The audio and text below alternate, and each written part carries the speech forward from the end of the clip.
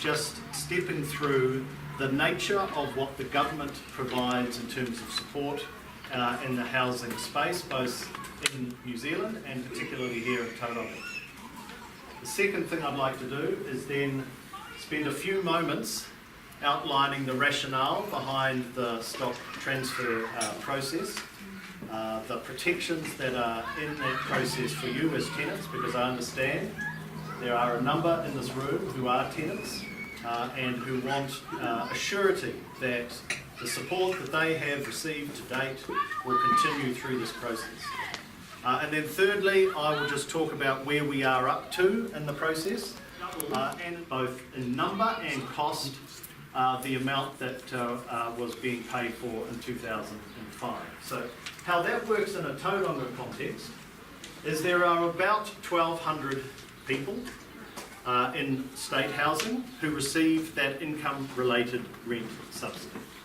Okay? Now I'm the first to admit, and I'm sure you'll be keen to tell me, that here in Tauranga at the moment, with the people that are pouring in from around the country, there is a definitely obvious acute need for more housing, and particularly housing in the emergency and the lower end of society. Now, Housing New Zealand at the moment makes an assessment on need, and if you're Category A, you are seen and assessed as being, actually the assessment, to be fair, is done by Ministry of Social Development for added complexity. But the Category A, the list of the most needing people for housing in this community for the income-related rent subsidy. Because that actually is the commitment from the government to pay an individual or a family rent above a quarter of their income.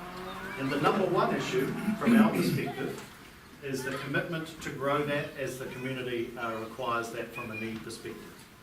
The second is there are others in this community, not in high numbers, but you have accessible housing. You've got the Tauranga Community Housing Trust, who are already in small numbers providing housing support for people, and are also getting, those people are also getting the income-related rent subsidy. So already today, before we begin the stock transfer process, there are people who are providing housing for those who are getting funded by the government for their income-related rent subsidy.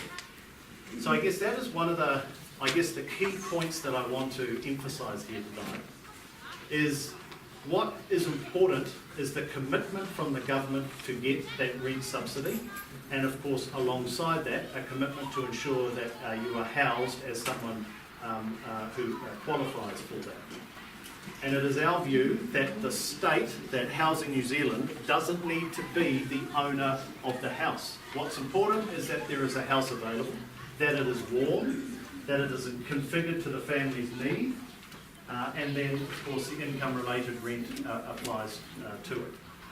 It is also our view, particularly in conversations with some iwi providers and other social service providers, that the evolving model of supporting people in Housing New Zealand, or in housing who are in reasonably tough circumstances, is more often than not, they need more support than just the house. There is a lot of challenges going on in the family, and the ability to have wraparound services is really important. I'll just stop for a moment and let the kia ora, welcome, please come in and take support that I qualify for in terms of the income-related rent subsidy. And in our view, as we move down this path, there will be more wraparound services provided by the community housing providers. That's another key point to this conversation. We aren't taking 1,200 state houses and flogging them off to anybody. The purpose here is for community housing providers to put together, and is what I'm seeing is it's more likely to be a consortium of potentially iwi and other social housing providers collectively putting together a consortium saying, you know what, we will purchase those houses off you, and then we will, through our own approach and reinvestment, be able to help reconfigure those houses, potentially improve them from a maintenance perspective. In some cases, and indeed you may know of the houses that actually are at the point it would be better if they got pulled down and a different type of house built in its place. All of that is very much, I think, on the table over the next years as this process goes forward. But there's one really important point that I can't emphasise more strongly. If you currently are in a state house and qualify for this income-related rent subsidy, which you will do in most cases if you're in a state house, you will have housing provision through this process. Once the stock transfer has occurred, if the new consortium owners, and who again I reinforce are community housing providers who are anchored in this community, they are likely to be the people who are the organisations ending up purchasing these. If through that process, those new owners believe that there needs to be a whole lot of maintenance and redevelopment and reconfiguration of the stock, you will be continually looked after through the process. You will not be kicked out of one house and then left or put in a tent. The obligation stays with the government. We are funding you because you are a Category A confirmed receiver of the income-related rent subsidy. It stays with you as long as your condition and your situation is the same. So yes, the house might need to have maintenance on it, might need to be removed and a different configured home put in its place. I'll give you an example of that here in Tauranga in the 21st Avenue. Went from 6 or 7 houses to closer to 15 in the same footprint, and it's fantastic because it was 40-year-old houses now replaced with modern, configured, warm, fantastic community housing. So I really want to make that point because I'm sure that if you're in the situation that you're in a state house and you're thinking, firstly, who are these people who could buy it? They might not have any interest in me as a person, us as a whānau, or Welcome Bay as a community. We will only sell these houses to community housing providers. And what is happening in this community is because we've made it an absolute bottom line of this transfer, those who are involved and want to be involved in this community with housing provision are coming together and forming a consortium as we go through the process. That second point, if you're in a state house now and you receive that rent subsidy, it stays with you. We will stand beside you through that process. If you have to move out of your house while it gets redone, we will put you in another house. We have to. That's the point. We have 62,000 people in New Zealand who are in this situation, and 2,000 here in Tauranga. You have to stay in a warm, dry house. And you know, my sense of this is that if you imagine 1,200 properties, imagine if they all get transferred to a local community provider. You imagine the time over the years that it's going to take to reconfigure and reinvest into those houses. So this is not something that's going to happen immediately on day one. Okay, so where are we in terms of this process? Well, we're currently slightly behind schedule. So it's we're currently at what's called the expression of interest stage.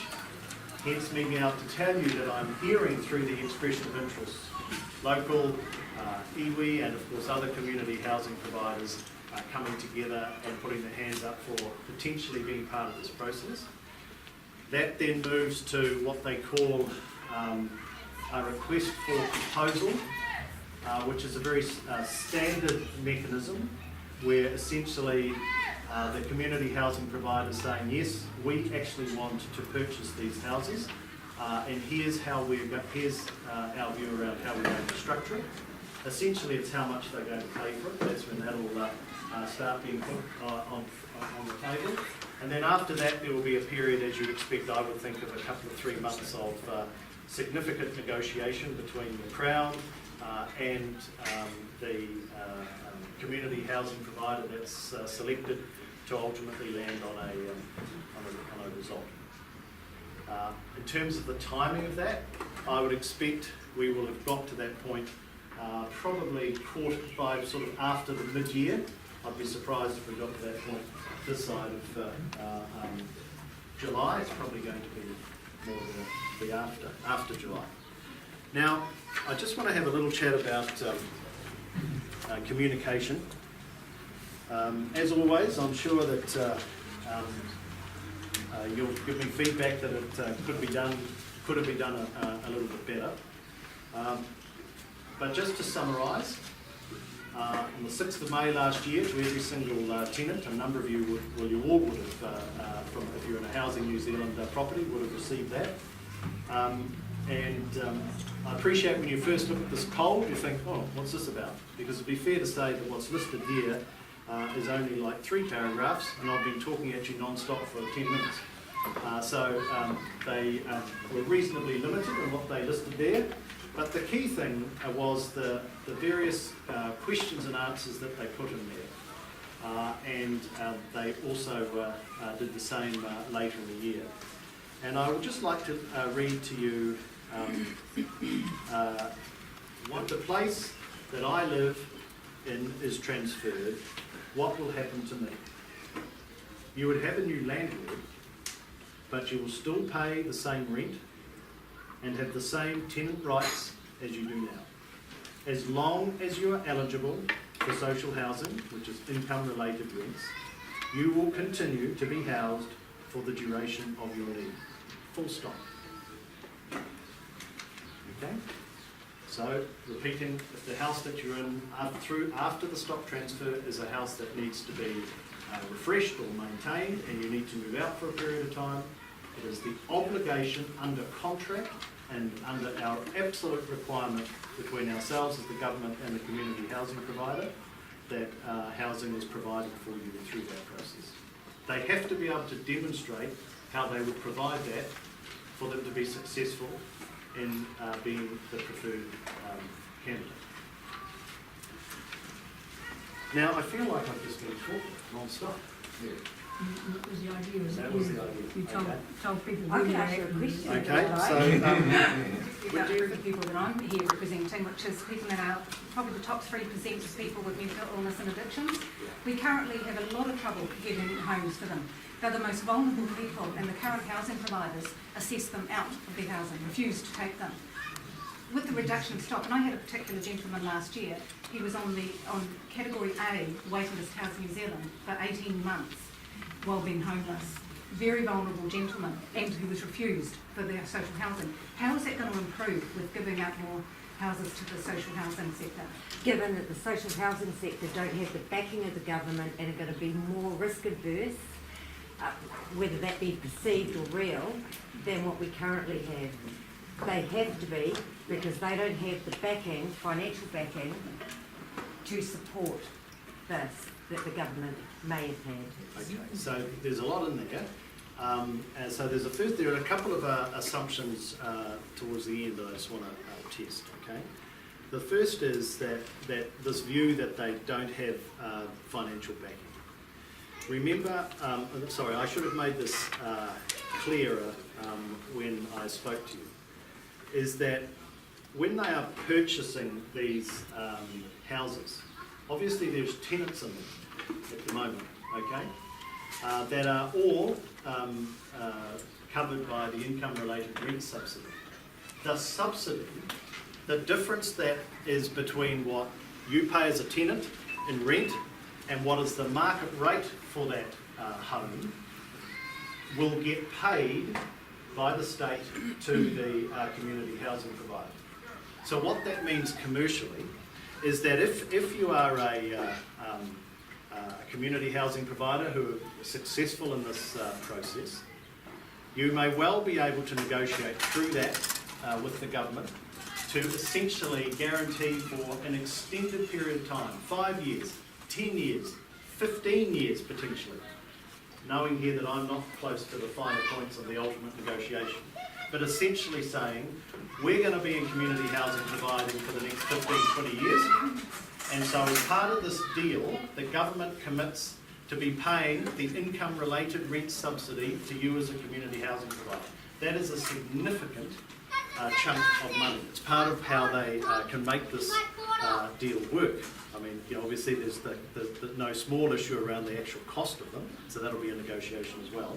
And I don't want to dive too deep and too technical, but commercially, that is a huge change to what's ever happened before. That essentially, as a community housing provider, you can contractually get access and have guaranteed access to the subsidy that sits alongside each one of the income-related rent subsidies.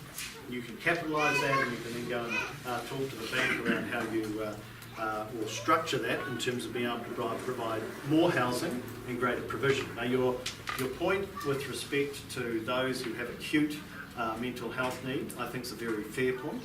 I mean, I would like to think that those who are going to be putting themselves forward as community housing providers will be seeking to not only provide homes for those who are economically stressed, but those who may well else have some other real challenges.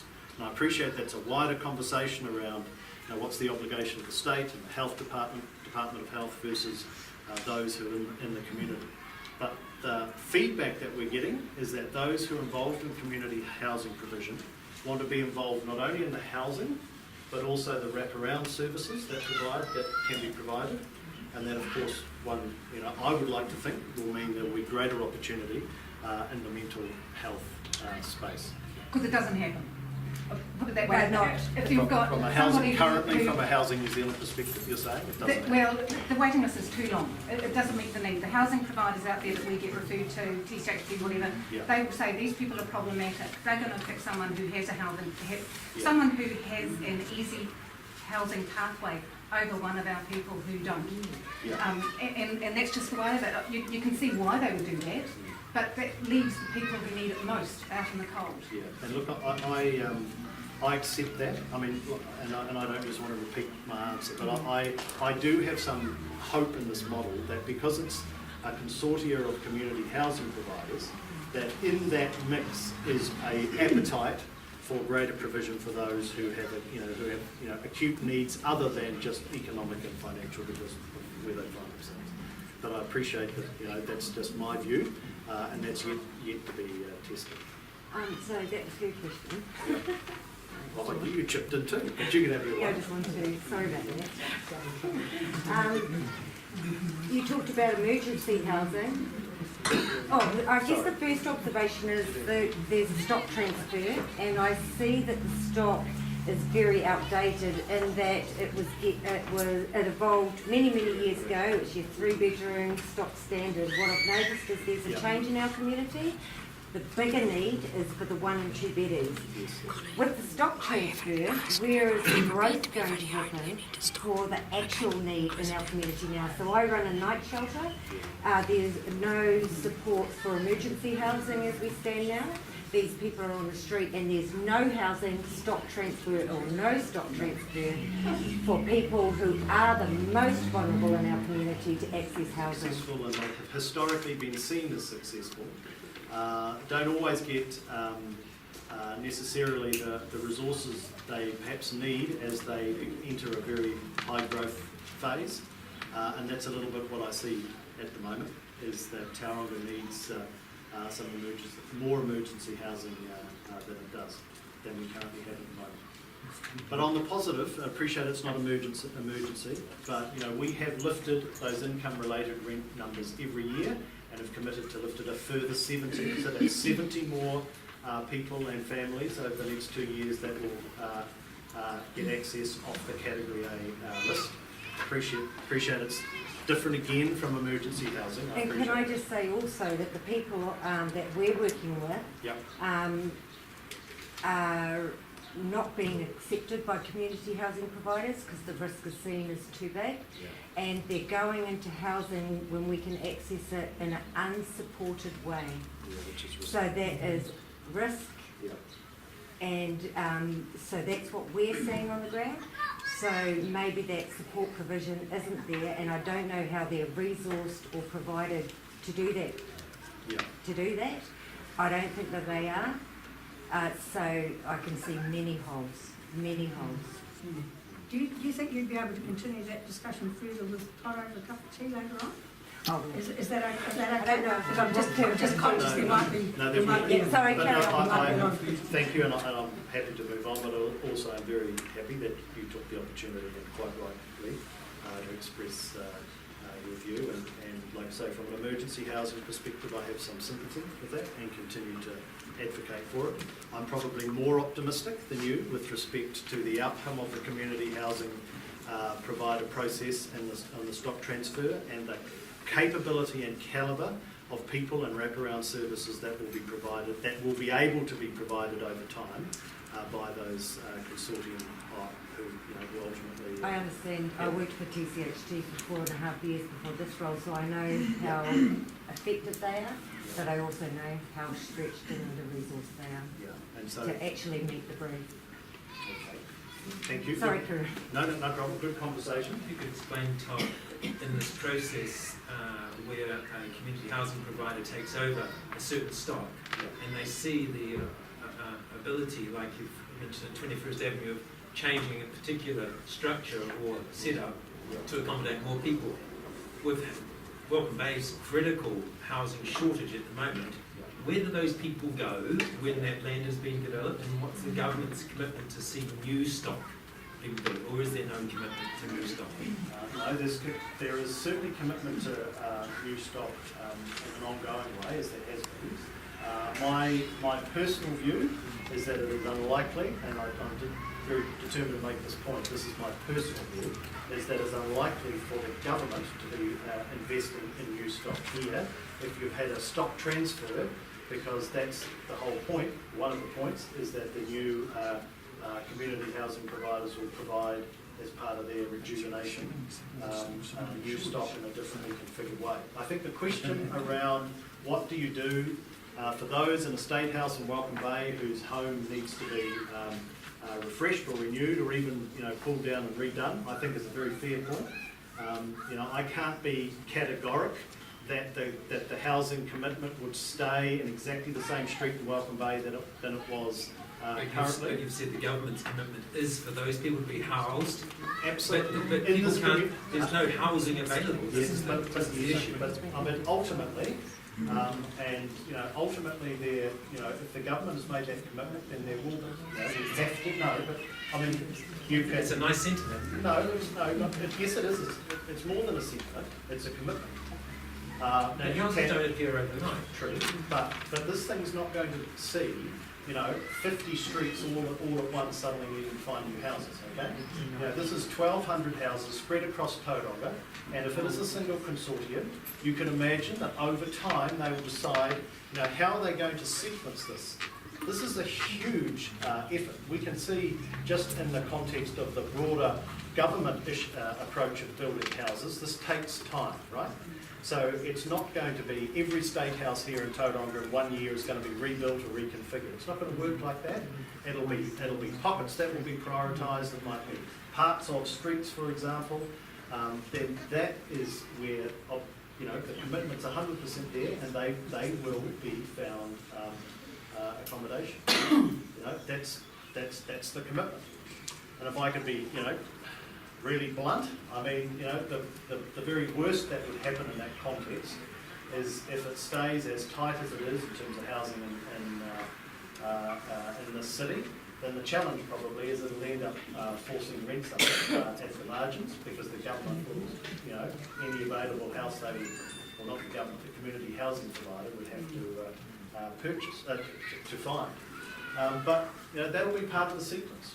I think it's a very fair question, but it'll be sequenced. It won't happen in every street at the same time, and the commitment is 100%. If you're in a home now, you'll still be in a home as we go through that reconfiguration process. And hopefully you can see by some of the other developments that I've referenced that what's finished at the end is something far more appropriate for your family and farm owners than what's there now. You've got a plan in it, so yourself and state houses, Yep. And isn't that going to put pressure on the private rentals? Shortage of private rentals for the private sector? In what context? Uh, Apart from the one that I've just mentioned. Some of the state houses. Sorry? Some people might not be able to stay in that state house and won't have to move on to circumstances. So you can provide for those in the private rental? Well, no, because in the context of that, it's a private rental, it's a private rental. The broader conversation, in my opinion, the broader answer to that is as a community, and this is much, to be honest, local government than it is central government, as a community, do we have an appropriate plan in place to release land at the appropriate speed to be able to develop to meet demand? Now, I think, as a city, we've done incredibly well with our spatial plan and our smart growth and all those over the years.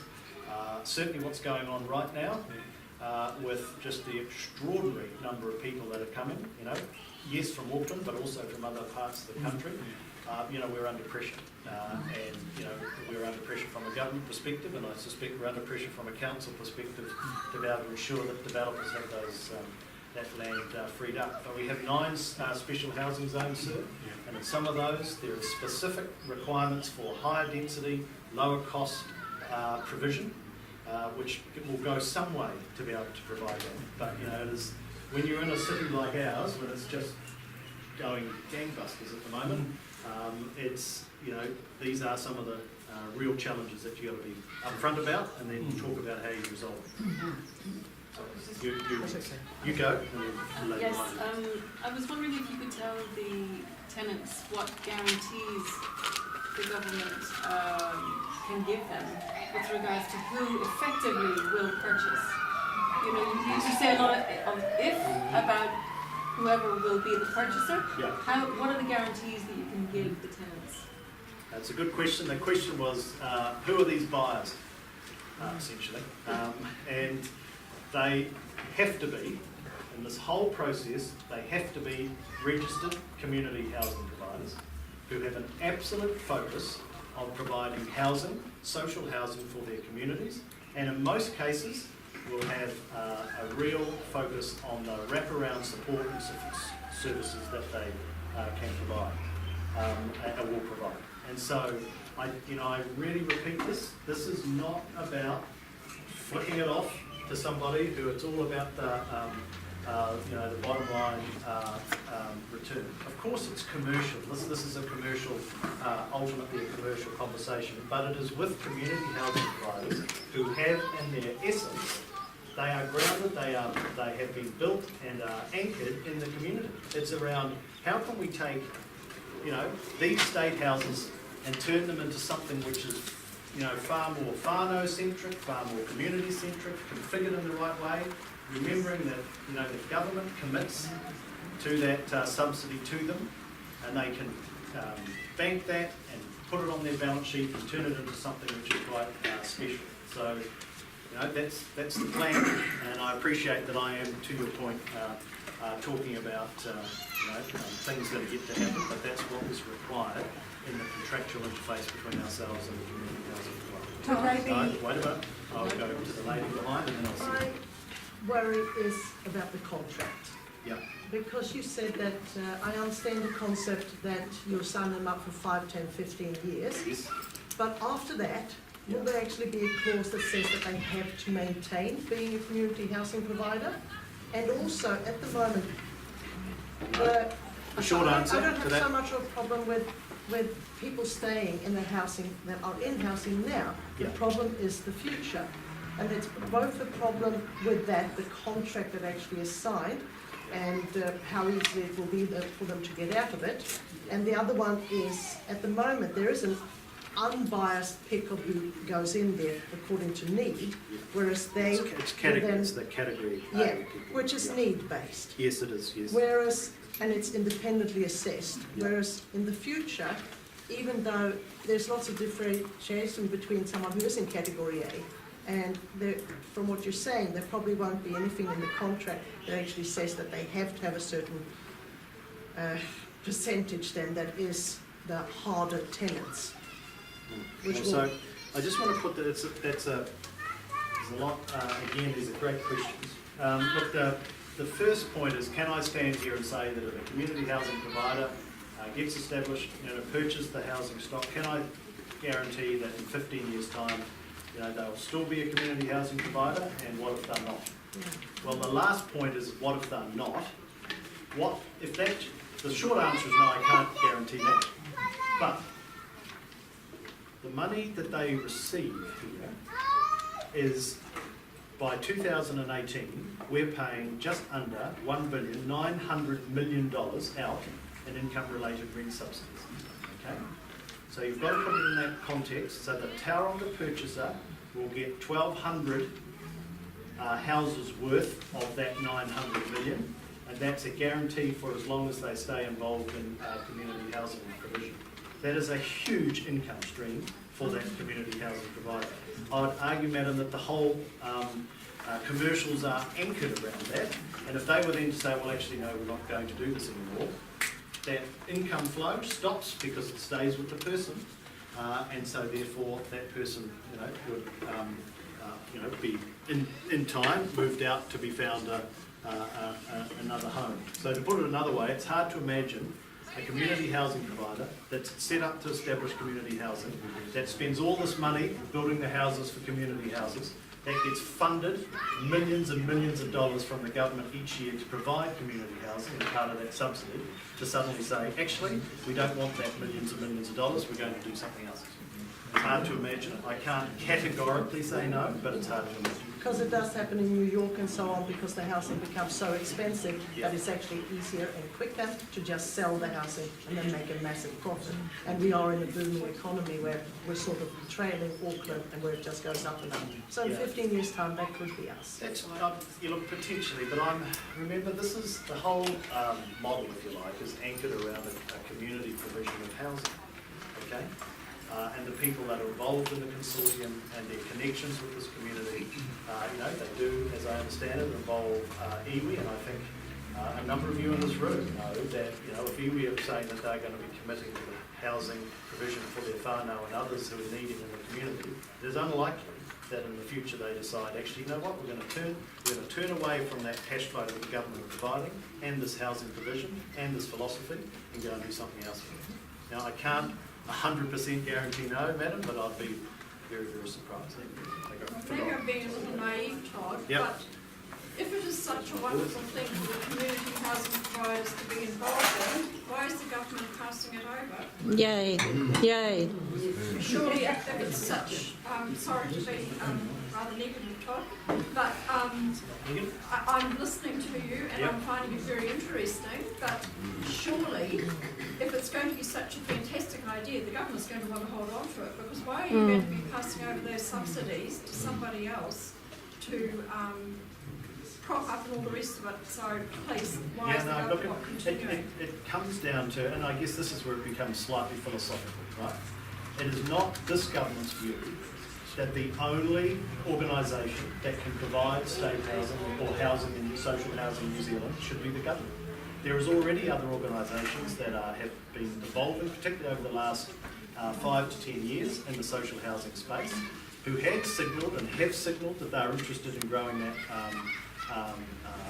portfolio, and here's a mechanism to enable that to help happen, to support the local community to become involved in social housing, for the government to get money back from that transfer, for the government then to reinvest some of that into additional maintenance, and then the local community, armed with that model, develops and drives forward the housing stock here in Tauranga.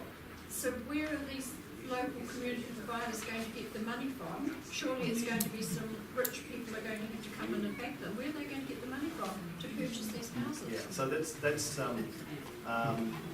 I think that's fair to a point. I'm not close enough, genuinely, around the details of the consortium that are coming together, but I suspect it'll end up being a mixture of local iwi, local community housing providers, others who are involved in a more national way in alternative social and need housing, and are likely to come together as some sort of group. And I think collectively they will have the balance sheet and the skills and the experience to be able to give us confidence as a government that, that it's going to work.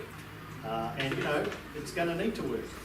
You're trying to give them confidence that it's going to work. They don't need to be. No, well, no, it's invariably with this, because it's new and it's a new model, it's a bit of both.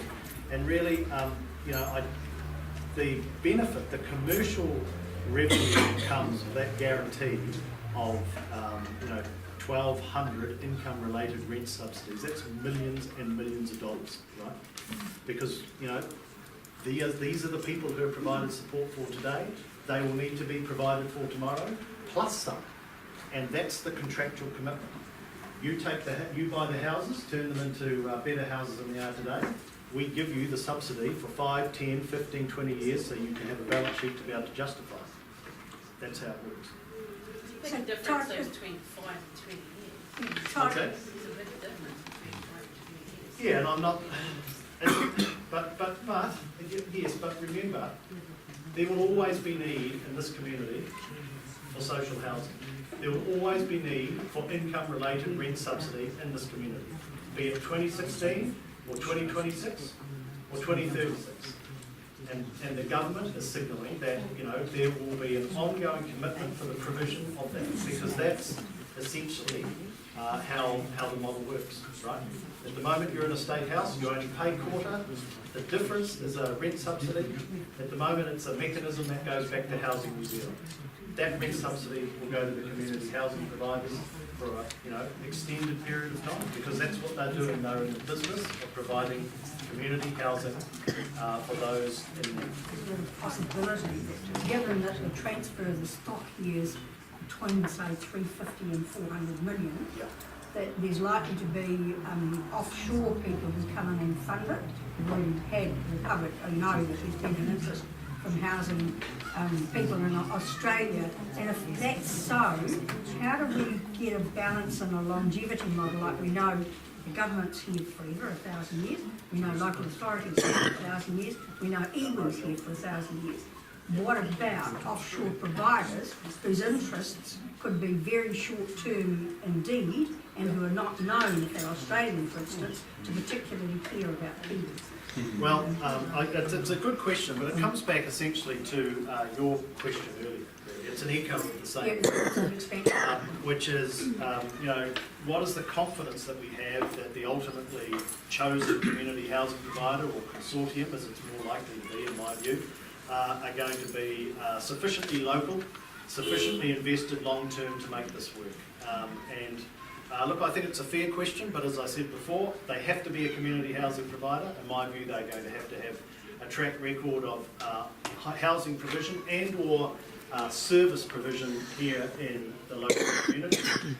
And that funding that I talked about will only continue if they stay in the provision of community housing in this community. So I don't know, genuinely, I don't know if there is any active involvement of an Australian organisation. I'll tell you if I did, because I actually don't think personally that's a huge issue, partly because I think ultimately it'll be a consortium, and secondly, this only works if over time the provision remains anchored in this community with the wraparound services that I'm sure will come.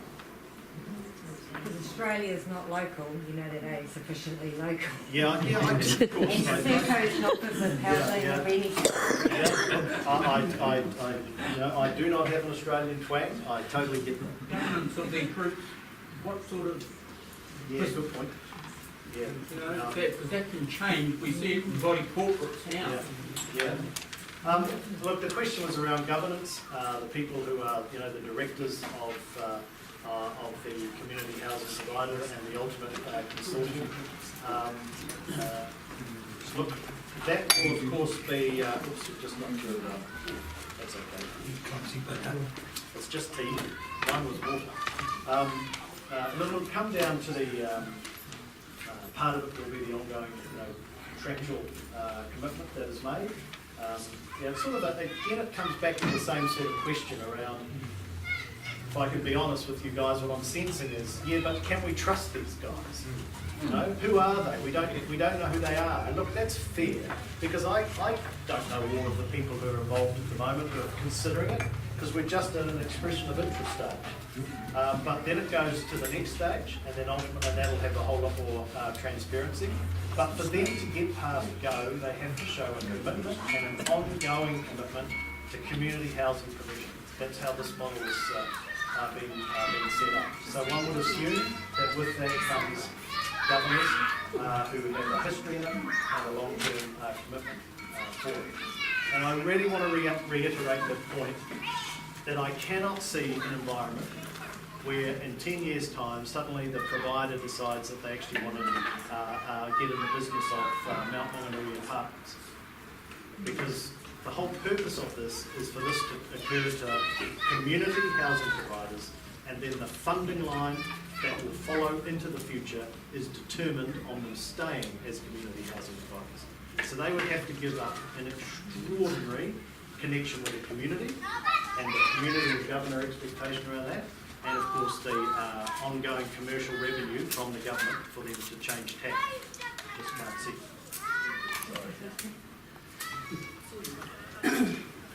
Okay, what about like my families whom are gang members who qualify but they're no longer a gang? You know, what about them? How does the housing system work for them? You know, where do they stand in all this? Yeah, so it's a very good point. So do they have any housing support at the moment, or are they on a list? Yeah, well, some of them may not even be gang affiliated or gang, but still no family that are gang. So, you know, they're still classed as like a gang member or even a terrorist even. So, you know, what about housing for those kinds of people? And also, while I'm at it, what about the organisations that want to purchase housing in certain areas because of their iwi or hapu, but don't have the cash to like actually do that? Yeah. And they live in areas like such as Welcome Bay, and we know the people in the communities. You know, is there such a thing as these people coming together to try to figure out, or are these just investors that are not in New Zealand? So, good question again. Again, I'm not trying to dodge the question here. I don't have total visibility of all those who are in the expression of interest stage, but I understand that it includes local, some, perhaps not all, but some local iwi, and I understand that the conversations are more heading down the path of being something as part of a broader consortium as opposed to an individual. You do realise that percentage of these communities have like Indigenous people like myself. Yes. So, you know, and like there is a point of view that everyone has with people like us because of other people that may have already given you that mentality. Okay. Look, I do hear you. I would like to think that I'm not one of those with that mentality. I've been a Tuna boy and Tauranga resident for 41 years, so I know this community pretty well. But you know, I can't speak for all of Touranga. I would never dare to speak for iwi with respect to this opportunity, but I understand that you know, there is some consideration. And in my opinion, I actually think that that makes sense. So rather than trying to do this in a sort of, you know, we've got 3 houses here that we could do it, but we don't have the balance sheet to make it work. Why not be part of something which is larger, that has got stronger balance sheet, that has got nationwide capability around, you know, how to manage and build and get best outcomes in social housing, and then partner. And I think that is potentially a better model. But of course, it's still to be tested because we've got to go through the expression of interest into the final RFP stage. But my instinct is it's likely to be a larger group, madam, than a whole lot of smaller groups. Second point there, you know, those potentially affiliated with gangs, or put it another way, those who have high need but don't necessarily have a house yet, what happens to them? And I go back to my point around the funding for those people are classified as an income-related rent subsidy.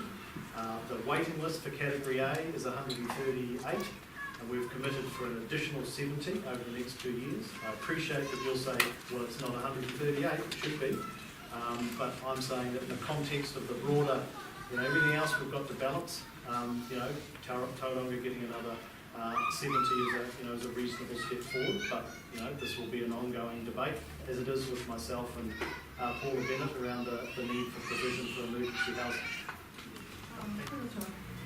But there is an expectation though that all of those community housing providers have to have the cash to purchase. Yes. They have to have the Yes, cash they to do. purchase. So it's not about, that they don't have it, they have to have it. That's it at the bottom. It That's the is. bottom line. It is, but what I'm sensing is that they are more likely to join forces than not. Yeah. And remember, the big change here is the ability to contractually get access to long-term income rent subsidy, and essentially be able to, without being too technical, capitalise that in terms of a conversation with a bank or those who might back the process, because it's an ongoing commitment into the future for that revenue stream from the government. And the group that might be able to purchase 5 of the stock are likely to be shut out by a consortium. No, I'm not hinting. I'm just saying that when you're talking about 1,200 properties, I've heard Mary thinks they're worth 400 million. I've heard 300 million. Whatever it is, it's a huge number. Okay. The reality of that is it's likely to be a larger group as opposed to an individual. And in terms of whether in that mix there will be opportunities for one tiny group to buy 3 houses, I'm not sure, but my personal view would be that I'd be surprised. I'm not hinting at anything, I just don't know because I'm not close enough to it. It's a good question. Why, as a tenant, why aren't we able to purchase the houses that we're already in as rent owed? And then that would stop the government having to pay that income related to a community-based housing provider, and we still pay our quarter of our wages towards to use. I'm sure that would work out a bit better, because that's actually saving the government money, because you're paying 3/4 of their rent. Yeah, look, So why isn't that an option? Or is it an option? and it's, I guess, from a government perspective, the approach is that we've got these 1,200 houses, and we think that it's more enduring if we can come to an agreement with somebody or a group of people. But what I'm saying is you'll be saving money. Well, Youth will be, because you wouldn't be paying those providers. Yeah. Well, that's money. true, but how this works is that if you find yourself in a financial position where you don't need the government to be paying half your rent, which is often what it ends up roughly being, then the more, I guess, our approach to it, and you're clearly not going to agree with this, is that as you become, relatively more well off, then there's an obligation for you to, in time move out of the state house or the house that's provided by the government, and try to move in to the house that's either a private rental. You would still get some support. It's likely to be an accommodation supplement, but it is, unlikely, I would think, that many people would be able to be, who are already in a position of having the government top up half of their rent, would necessarily be in a position to be able to consider purchasing the house, simple sort of commercial. But is that something that they could perhaps negotiate? Because you were saying they were under contract. So is that something that they could negotiate? Look, I don't in any way want to give false hopes. On my view, I just don't see it something that the government could consider.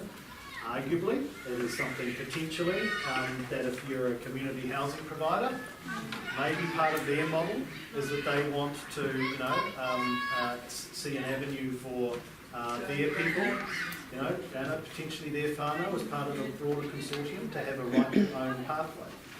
And that from a government perspective would be absolutely fine. We would continue to pay the income-related rent. When that person's circumstance changed, this is where it would get challenging. When that person's circumstance changed and they became less eligible for or just not eligible for that degree of subsidy from the state, that would stop, because you'll be earning more, and so it would trigger. It would be good if that was part of the wraparound service. Yes, potentially. You know, I think that's a very good point. I don't want to start committing community housing providers to the model of how they will make it work, but they have to be careful that they don't get caught. You know, from a tenant perspective, slowly building equity into a home in the south would be very attractive, but is their model going to be able to, as a community housing provider, be able to justify that degree of that approach, basically? I think if they could, but I'll be, you know, let's see. How am I going? Oh, the lady with the video, and then I'll go to the back. Kia ora, Todd. My question to you is, why is the government even contemplating selling these to other providers? The subsidies are enough already to for you to be making a profit from, and isn't it the government's responsibility to look after its most vulnerable? Yes, it is the government's responsibility, and I think we're doing it very effectively. I'm not going to step through all the metrics from employment growth to reduction of people on benefit. I'm happy to do it, but specifically with housing, we spend over $2 billion on repairs and maintenance. In Tauranga, like I said, that's 30 million.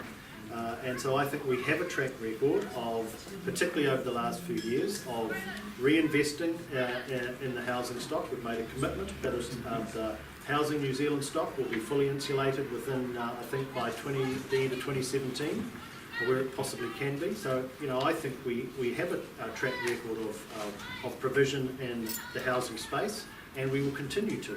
Obviously, the communities of Tauranga and Invercargill will be the ones that participate in this process, but of course not in the rest of the country.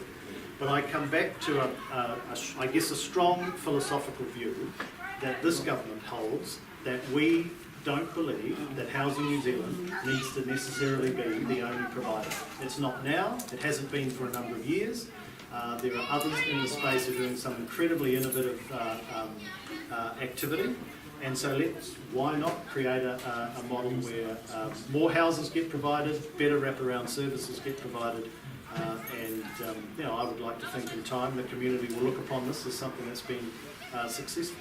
I appreciate for a lot in the room, because it's just, dare I say it, still words, because we haven't seen who the consortium is, we haven't heard their vision around what they would like to do, but just imagine what it could be in a few months' time when we've got to the point where that group of people, of community housing providers, are prepared to tell the story to the community around their vision for 1,200 to more houses over time and what that could look like.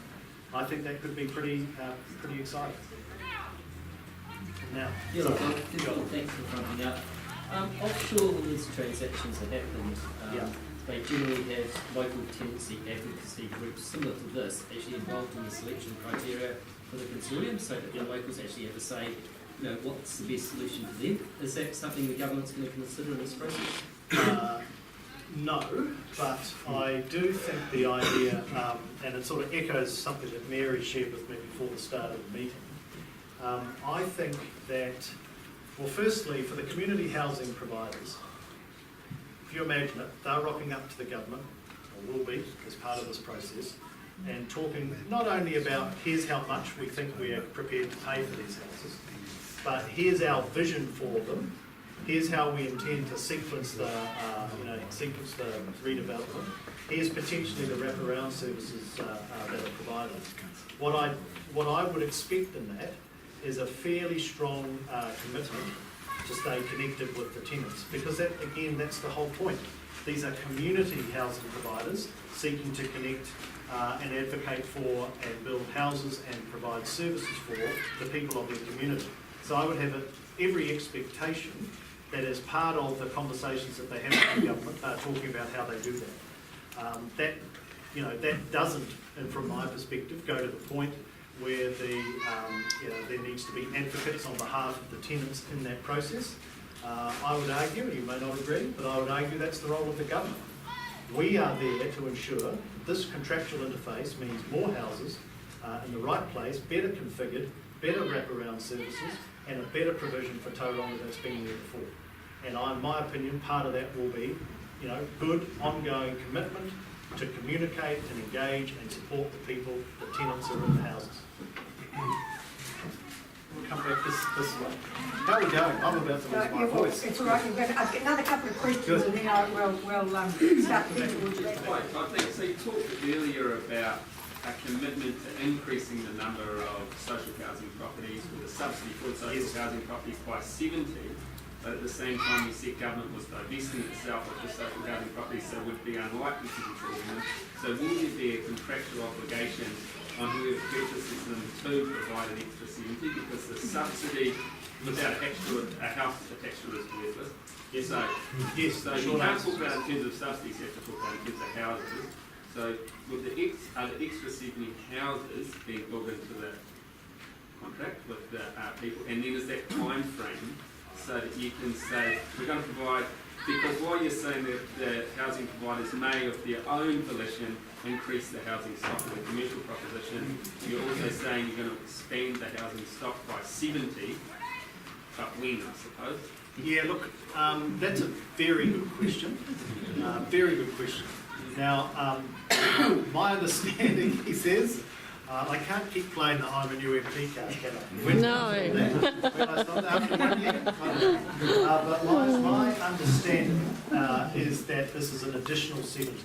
So therefore, it would follow that contractually, where we finally land with the community housing provider, is that will be part of you are purchasing the houses. Coming with that is 1,200 roughly income-related rent subsidies. We intend to lift that by 70 over the next 2 years. So that assumes, from my perspective, that the housing provision for that 1,270 roughly is provided. Now that therefore may have, I'm sure, will have some commercial implications with respect to sequencing, new building and the like. And it may mean that in the short term, it's about building more first and then reconfiguring second. I don't know. It might mean by reconfiguring, they may be able to do it in a time frame that meets the commitment of 1270. But I'm starting to talk as someone who used to work in a commercial organisation that I assume that's what's going to happen. I don't know, but that would be intuitively. If we've made the commitment, the subsidy's nothing without a house, so it has to come with a house.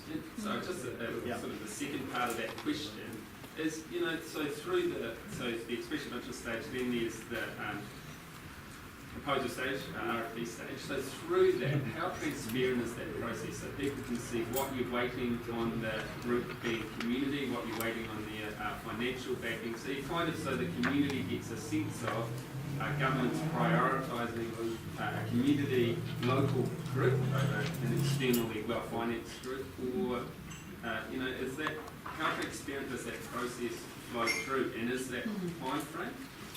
Look, again, very good questions this whole night. My view is that there won't be the level of transparency that you are seeking.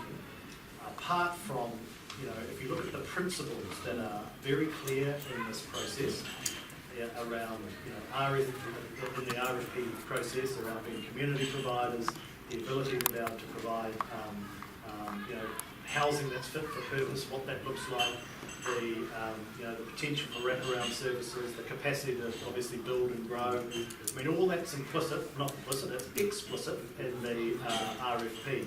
So that can give you some, obviously more than some comfort, that we're not going to agree a contract if they're not being able to deliver against that. Okay? So that's your level of comfort. There's no additional comfort from what I can see that at points in the process you get to be able to shine a torch into the commercial negotiation between a consortium and the other. And you would understand why that would be appropriate. But And that said, I don't know how the next 3 or 4 months will go in terms of, if it is end up being a consortium, how that gets communicated, how comfortable they are as individual players to be able to talk about their vision. As you know, by the sound, you're pretty close to some of this. There's some pretty exciting perspectives out there around what could be built for community and how that could be sequenced. But that's not for me to speak to. That would be for the community housing providers when they get to that point.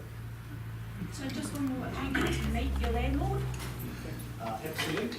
like beforehand? Well, I'm not sure about beforehand, because it sort of goes to your point. I'm not thinking that they get just to the point and they talk to you and maybe you go, nah. Well, us as a community. Appreciate it, I'm being too flippant, sorry. I don't want to make any formal commitment for that. That said, the sorts of groups, community housing groups in this community that have expressed interest today that may end part of the broader consortium. I feel that they would be very comfortable to be talking essentially to their people about how they intend to participate in this and what that means. So at that level, I think there'll be reasonable transparency. But in terms of getting me able to meet the ultimately chosen consortium prior to that happening, in any formal sense, no. That's a conversation between the government and the community housing providers. The comfort you take, hopefully, is that there are a series of principles here that we have made very clear. Community housing providers, anchored in the community, the ability to provide wraparound services, you're protected as a tenant, all sorts of things that I've shared about tonight. There's got one more question over I here. just wanted to thought to start here, your courage to front up here, you haven't been dodging too many bullets. But I just want to, before we leave this, I just want to make it clear when you talk about iwi involvement in some of those consortiums, some of those iwi's involvement is at all different levels. Some of the, I don't want people to go away from the sui and say, all iwi of Tauranga are going to be part of consortium. No, some of them are, it's just a relationship. And so, just to be very clear, however, there are other iwi entities who are making a part of the consortium to purchase some of those houses. Yeah. And just from my personal research, I think the government is doing a shocking job in terms of social housing. And this is only me personally. I think it can only get a bit better. Todd, I'm not blaming it on you, but I think that it needs to change, and it's going to be a bit of a pill to swallow for some of us, but I think it needs to change. Thank you for your Councillor, okay, look, I'm here to listen to those, so look, if you haven't got any time, I can catch it later. But no, you please. There was one question, and I often ask it, but before I do, that I like these 3 words, stock transfer process. So in other words, when you sell these homes, have the government done any research as regards to overseas? And when I say overseas, anyone in a similar situation to what we are? And if so, whom and what benefits have they proved to their communities over there? Trust Bill to come up with a question that I'm struggle to answer the most. Bill's question, for those who catch it, is essentially what's the international experience around this? And to be honest, Bill, I'm not close. I just don't know. I should be. It's an omission on my part. Obviously, there's versions of this in Australia. The lady before talked about experiences that she's had or aware of in the United States. But I'm not familiar with it personally. So rather than drift on and talk at a high level, I'm sure there is some. The extent to which that it has informed Bill English and Paula Bennett, I'm not sure. But for me, I just return back to the principles of what we're seeking to achieve here. And although in the room there may be different opinions, I'm actually quietly confident that we're actually going to come out with a better provision of housing service than what we have today. Well, mate, Todd, thank you very much. It just seems to me, and I'm not an accountant, that you're just moving money and assets around. it's the same amount of money whichever way it's spent, and the assets are the same. But the other thing that concerns me, Todd, and I think the government is heading this way, so this is a question, aren't they just starting to shift the responsibility to community groups over a period of time, community groups and also commercial groups? And I've seen this time and time again with different governments. They move responsibilities to the councils or to local groups, and eventually the funding dries up. It's a fair point, because you're right. There's certainly over successive governments many examples of devolving, if you like, responsibility and accountability. In my opinion, this is different. And of course, this is a stock transfer from central government balance sheet to a community housing provider or providers consortium balance sheet. But the commercials that make it work is the ongoing commitment of the government to support income-related rent subsidies for those who need it. There are 1,200 here in Tauranga. We've committed that to lifting to 1,270, and you already, we've had a conversation around the demand, and Category A is even higher. So as long as there is a need in Tauranga for income-related rent subsidies, the government will pay it. It's significant money, and it would go to the community housing provider. So it's not an example, in my opinion, of a devolved responsibility and then the tap turning off. In fact, the community housing providers wouldn't be in the room if there wasn't a commercial commitment for the government to continue to pay the subsidy into the future, because otherwise it wouldn't work. To your earlier point, no one would have the balance sheet strength to be able to buy it. Okay, so that's the difference to me. I'm going to propose something. Propose something that I'd like you to go away and think about, and to take back to Wellington as well. I think the context of Terry's questions is for everything that we're doing, we're not going to produce one additional social house. And one of the questions that vexes me, because I can't find an answer to it anywhere readily, is that this transaction, if it takes place in town, you've got to bear in mind it's all of our current rental stock. Once it goes, we'll never get it back. Then if that's going to happen, there will be a cash transaction of some sort. It might be less or more according to how to make the thing work. But the cash that comes out of it, will that money go back to Housing New Zealand to build extra houses? And will they be built in Tauranga, or will they be transported to Auckland? Or will that money simply go into the Crown accounts to be used for something else? Okay, well, there's a lot in that. Firstly, and it's linked to the earlier conversation I had with the gentleman at the back. There is no, the income-related rent subsidy has to be attached to a house, so otherwise it's pointless, okay? It's a rent subsidy. And we have signalled that we intend to grow that by another 70. So I disagree with the view that we will go through this process and the end of this process would be less provision. There will be more provision. I argue quite strongly that's one of the main reasons we're doing this, okay, is to provide more. And I'm confident that will occur, and that over time the community housing providers will develop that stock in a way that sees more and more provided in the footprint that we currently have, potentially even a greater footprint over time. That's the first point. The second point, in terms of the what happens to the proceeds, I'm not Bill English, so I can't say with any degree of certainty, but I would expect that there will end up being a mix of some of it going to a Crown consolidated account, and some of it in our reinvestment that we're doing in the Housing New Zealand stock generally. Okay, and like I say, it's been close to 2 billion since we've come into office in terms of repairs and maintenance and new builds, and that obviously needs to continue. My final point: 62,000 income-related rent subsidies. Less than that when we took over. 65,000 within 2 years.